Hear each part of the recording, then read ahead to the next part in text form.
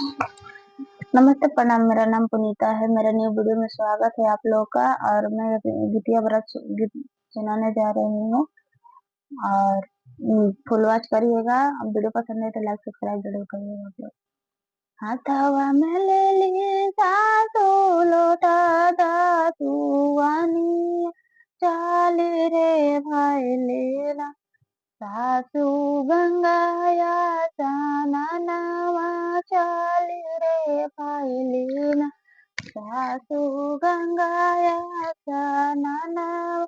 चाल रे भाई लेना आप त जाइन सासू गंगाया साना महो करबना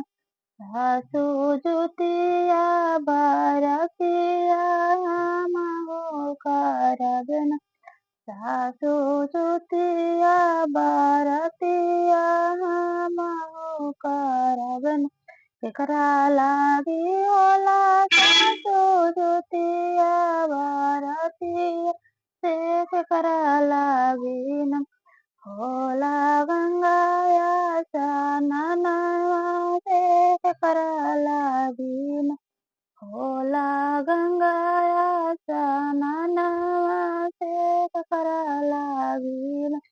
पुत्र लागी होला बाहु जुतिया बारतिया की धर्म लागी न होला गंगाया स्नानवा की धर्म लागी न होला गंगाया स्नानवा की धर्म हाथवा में ले ली सासू लोटा दासुआनी, चाल रे भाई लेना सासू गंगाया स्नानवा, चाल रे भाई लेना हमहु त करब सासू जुतिया बारतिया की हमरो बाड़ेन ए अंतुआ जैसन पुतवा से हमरो बाड़ेन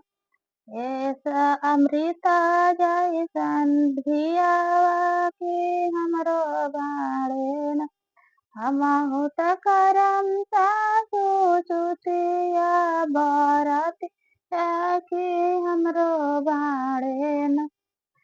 है मानसिया जैसन धियावा की हमरो बाड़ेन हे आरुषि जैसन धियावा की हमरो बाड़ेन